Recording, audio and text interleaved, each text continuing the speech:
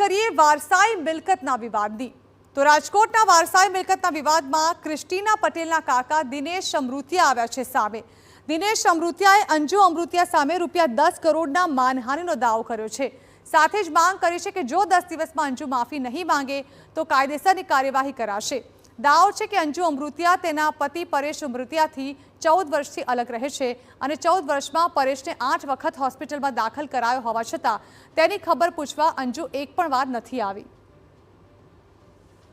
વર્ષની અંદર મારો ભાઈ 8 વખત આઈસીયુ રૂમમાં દાખલ થયો। હું જાતો, મારો ભાઈ જાતો, મારો દીકરો જાતો। તેદી મા દીકરીને કોઈ દિવસ એનો ઘરવાળો એને યાદ ના આવ્યો કે મારો ઘરવાળો આઈસીયુ રૂમમાં દાખલ થયો છે। હાલ આપણે ક્રિસ્ટીના મા દીકરી બે જઈને આપણા બાપની તપાસ અંતર તો પૂછી આવી।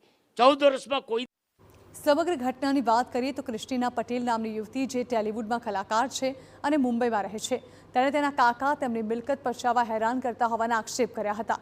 તેના કાકા દિનેશ અમૃતિયા ભાજપના પ્રભારી હોય તેમની ફરિયાદ ન સંભળાતી હોવાનો પણ આક્ષેપ કર્યો હતો। તો અંજુએ હુમલાનો પ્રયાસ કર્યાનો પણ આરોપ લગાવ્યો છે। પહેલાં તો મને ખબર નહોતી કે મારવાના પ્લાન સહિત આવ્યા હતા, કારણ કે સીસીટીવી કેમેરા જોયા પછી અમને ખબર પડી કે એને ડાયરેક્ટ ગાડી અંદર લઈ લીધી, અહીંયા સુધી લઈ લીધી। એટલે એને એમ હતું કે રાતના તો કોઈ હશે નહીં અને ગેટ બંધ કરવાની કોશિશ કરી તો આ બાજુવાળા અમારા ભાભીએ ગેટ ટ્રામ કરીને ખેંચી લીધો કે ગેટ તો બંધ નહીં થઈ।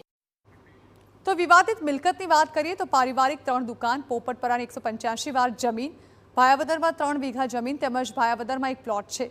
એક તરફ ક્રિસ્ટીનાની માંગ છે કે પોલીસ સમગ્ર કેસમાં તટસ્થ તપાસ કરે તો બીજી તરફ દિનેશ અમૃતિયાએ સમગ્ર આક્ષેપોને પાયાવિહોણા ગણાવ્યા છે।